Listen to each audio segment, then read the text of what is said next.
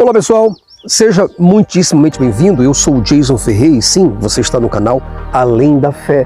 Então saiba desde agora que é uma honra e um privilégio muito grande receber você que está aí na região do Norte, Nordeste, Sul, Sudeste e Centro-Oeste do nosso Brasil. Agora, para você que está fora do Brasil, eu gostaria que você recebesse o meu cordial e fortíssimo abraço. Olha, hoje nós vamos falar de um tema que, nossa, vai ser muito legal, cara. Muito bom mesmo esse tema, se você gostar. Aliás, eu tenho certeza que você vai gostar desse tema. Agora veja o tema do nosso vídeo de hoje. O falso mediador. Você já pensa, bom, quem é esse mediador? Agora veja o nosso subtema. Entenda por que Jesus não é o Salvador.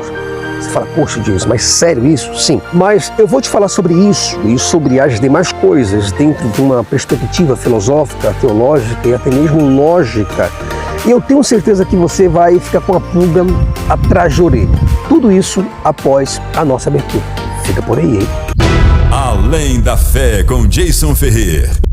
Pois bem, quando nós estudamos as duas matérias mais importantes dentro da teologia, que é a armatiologia e a soteriologia, no caso, a doutrina do pecado e a doutrina da salvação, há uma coisa sem sentido nestas duas matérias, tanto na salvação quanto no pecado, ou seja, nas visões tanto soteriológicas como armatiológicas. Brasil, pensa comigo. Por gentileza, coloca aí a tua Bíblia, as tuas doutrinas e as tuas crenças um pouco de lado e pensa comigo.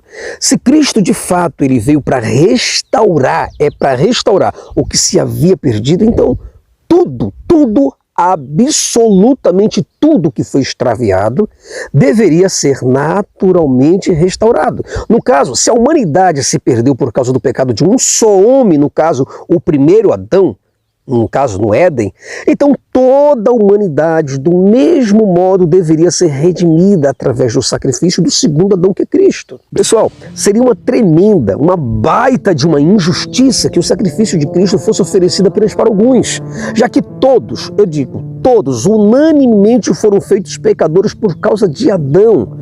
Todos de igual modo deveriam ser restaurados gratuitamente e salvos desde sua nascença. A pergunta que não quer calar diante disso é o seguinte: por quê? Essa é a pergunta. Para que devemos, em primeiro lugar, para receber a salvação, devemos aceitar, devemos crer, devemos perseverar para sermos salvos de algo que não fizemos?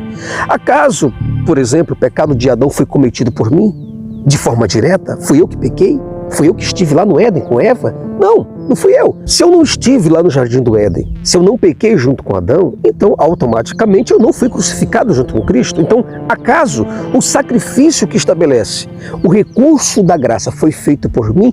Também não. Então, se o pecado abundou, presta bem atenção, se o pecado abundou a vida de todos de forma espontânea, de forma avassaladora, de forma abrangente, do mesmo modo, e na mesma medida, e no mesmo grau, e na mesma intensidade, a graça deveria alcançar a todos indistintamente, Brasil. Isso sim seria justiça. E Cristo, como uma oferta ou uma oblação, esta é a palavra, uma oblação perfeita, deveria ser oferecido por todos que se extraviaram ou se tornaram pecadores de forma involuntária. Brasil, da mesma forma como o Jason, eu não me esforcei para me tornar pecador, eu não deveria ter um pingo de esforço para ser salvo. O que eu gostaria que você do outro lado aí entendesse, você que é teólogo, por gentileza, entenda isso definitivamente.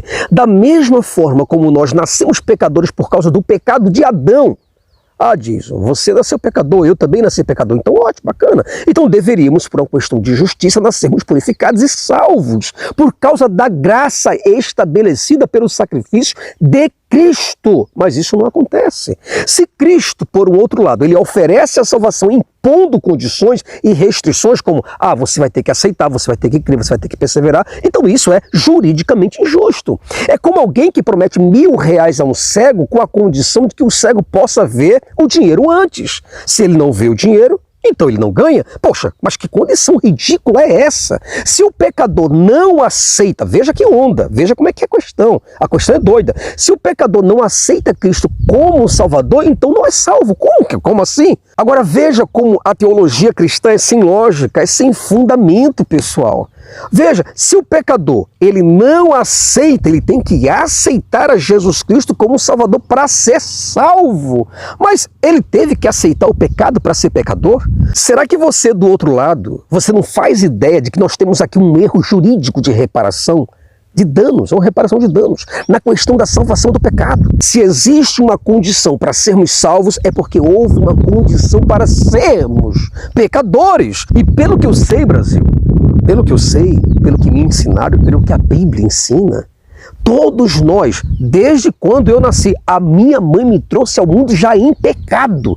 Não houve nenhuma esperança, não houve nenhum aceitamento da minha parte. Isso é o que eu chamo de injustiça teológica. Não existe isso. Veja se o meu argumento está errado. Se tiver, você coloca aí nos comentários. Se nós precisamos, em primeiro lugar, aceitar a graça, logo dar-se a entender que eu também aceitei o pecado de bom grado. Mas a verdade, Brasil, é que segundo a Bíblia, eu nasci pecador. Se Cristo, ele morreu com o intuito, com o propósito de salvar quem? Salvar aqueles que se haviam perdidos. Então eu, tu, ele, nós, vós, eles e o mundo todos estamos incluídos nesta salvação, inclusive os animais não humanos.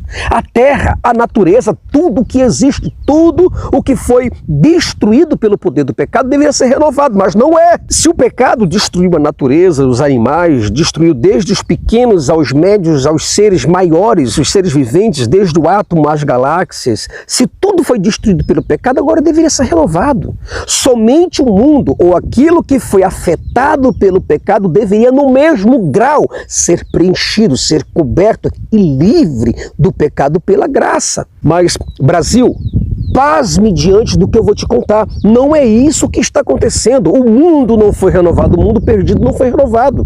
Cristo, por exemplo, esse Jesus Cristo, ele só oferece a salvação apenas àqueles que aceitarem, apenas aqueles que crerem, só isso. Mas a pergunta mais simples que eu tenho para fazer para você que está do outro lado, você que é teólogo: como uma criança ou um inocente ou um deficiente mental crerá nisso com o fim de ser salvo, já que eles estão isentos de responsabilidade jurídica e moral, pessoal?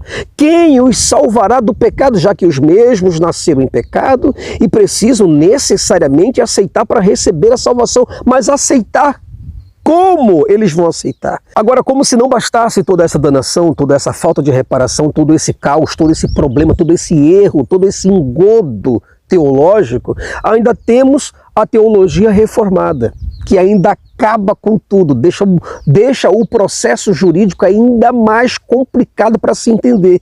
E um desses reformadores, um dos brilhantes reformadores dessa teologia reformada, é o John Owen. E John Owen, ele usa as próprias escrituras para afirmar e reafirmar categoricamente que Cristo, ele morreu única e exclusivamente por seu povo, que morreu única e exclusivamente por suas ovelhas, por sua igreja, por seus eleitos, por seus filhos e ninguém mais. Então, Brasil, de acordo com esse teólogo, John Owen, em nenhum lugar da Bíblia está escrito que Cristo morreu por todos os homens ou por cada homem em particular. Não está escrito isso. Segundo ele, é o que está escrito. A Bíblia não deixa claro em nenhum lugar que Cristo morreu por todos. Ao contrário, segundo o teólogo John Owen, ele se utiliza da Bíblia para deixar bem claro que Cristo, ele deu a sua vida em resgate de todos. Aí você fala, diz, mas esse todos é todo mundo, é a humanidade toda. Não, por incrível que pareça. E segundo ele, isso não significa que todas as pessoas sejam o mundo, mas sim todas as suas ovelhas, ou todos os seus eleitos. Você compreendeu mais ou menos? Então, Brasil, há algo de errado nessa doutrina da salvação. Já há algo de errado de forma natural. Imagina com a visão da teologia reformada.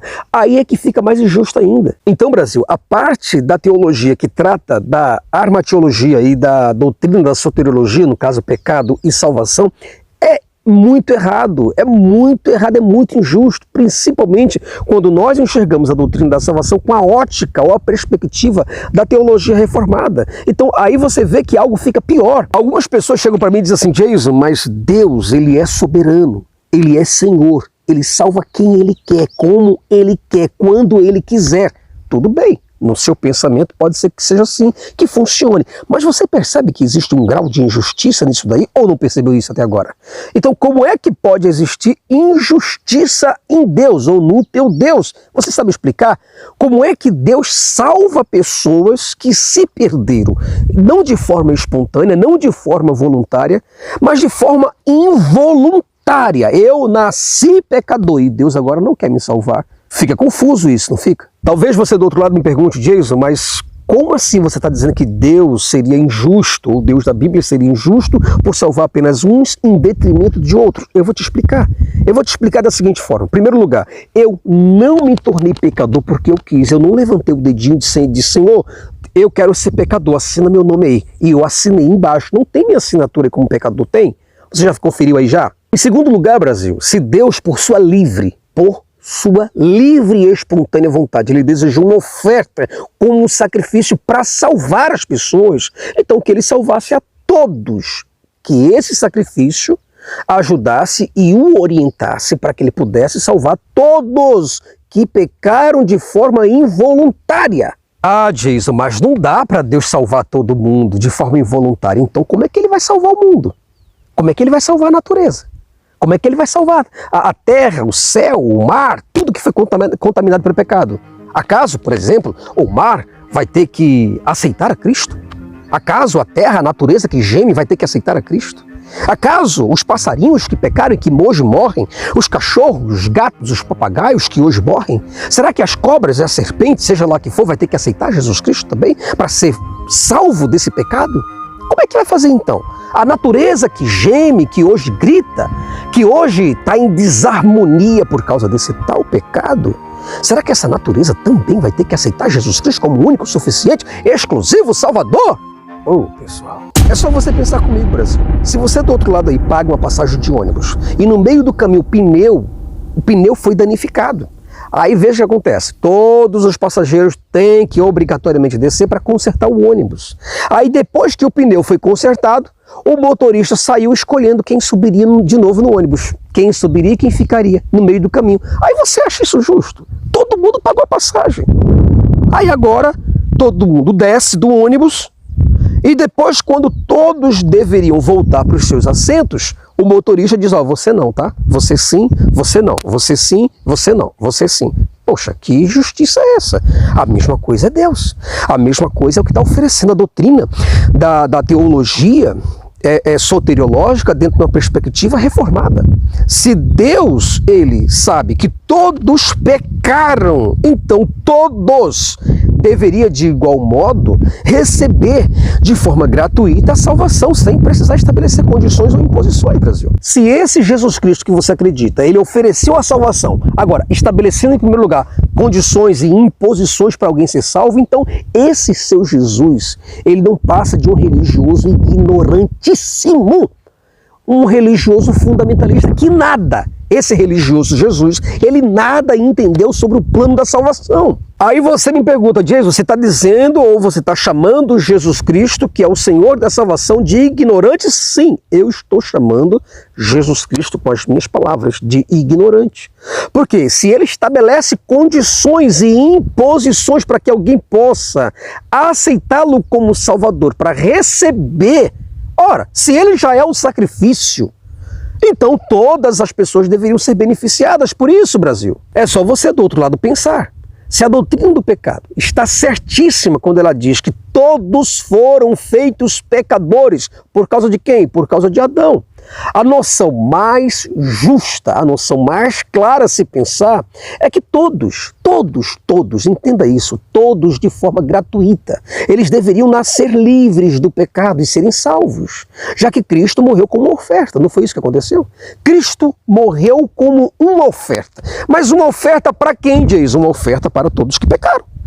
Não, Cristo morreu como oferta, mas para quem, Jason? Apenas para alguns. Mas como para alguns? Se todos pecaram. Então não deveria ser para alguns, deveria ser para todos. Agora, se Deus disse, todos vão pecar, eu quero que todos pequem. Adão pecou, todos vão pecar. Agora, Cristo só vai morrer apenas por alguns. E os outros? E os outros que pecaram? involuntariamente. Vamos fazer o que agora? Ah, Brasil, por favor! Não tem sentido um negócio desse. Você não está vendo que isso não tem pé, que isso não tem cabeça, essa ideia? Não tem cabeça, Brasil. Bom, chegamos ao fim de mais um vídeo e nesta conclusão quero trazer uma reflexão poderosa para o teu coração e para a tua mente. Eu espero muito que você tenha entendido o meu argumento. Por favor, vai, diz que entendeu nos comentários, coloca aí, diz que entendeu. Então, nesta conclusão, eu gostaria muito de te fazer algumas perguntinhas que vai ser bem básica e rápida. Eu gostaria de saber, onde está o benefício da morte de Cristo? Onde é que está esse benefício? Cadê a natureza? Se estabeleceu ou se restabeleceu? A natureza agora está perfeita, está linda, está maravilhosa? Não, né? Então, o que aconteceu? O que aconteceu, Brasil? O que aconteceu com a morte, na morte de Cristo? Quando eu digo o que aconteceu na morte, com a morte de Cristo, é que a morte deveria ser anulada. A morte deveria ser anulada porque Cristo morreu para que você não morresse. Ele adoeceu para que você não adoecesse. Ele pagou o preço para que você não pagasse. Olha que coisa linda. E não aconteceu nada disso. Se a morte de Cristo, Brasil, ela foi um resgate, então por que continuamos a morrer? Que coisa, hein? Não dá para entender. Então, além do mais, essa ideia, Brasil, essa ideia que colocaram na sua cabeça de pecado de Adão e Eva, de sacrifício de Jesus Cristo, essa ideia de salvação, de remissão de pecados, de redenção de graça, de eleição, predestinação, de oblação, de perseverança dos santos, de fim dos tempos, de arrebatamento, de ressurreição, de restauração da terra, tudo isso é conversa fiada, Brasil. Tudo isso é papo para boi dormir. Então não acredita, cara, nessas coisas. Isso tudo são apenas teorias vazias. São coisas infundamentadas que não levam ninguém a canto nenhum. Então esqueça essas doutrinas doidas inventadas por esses seres humanos de merda, que são os teólogos, e siga a sua vida de uma forma mais coerente, ao invés de você ficar aí, cara, acreditando em salvadores invisíveis. Bom, Brasil, eu tô indo embora. Tô indo embora porque tá chovendo aqui, rapaz. E aí agora o bicho vai pegar. Eu não posso tomar chuva. Eu tava gripado. Então, obrigado por tudo, agradeço a você pelo carinho. Então, me ajuda no compartilhamento, recomenda meus vídeos, recomenda o canal, sugestiona nossos vídeos para alguém. E se você puder nos ajudar pelo Pix, nos ajuda, para que a gente possa ter mais tempo para continuar esse projeto daqui para frente. Agora deixa eu correr. Um abraço, tchau, tchau, pessoal, e até o próximo vídeo, se assim Deus quiser. Tchau, tchau.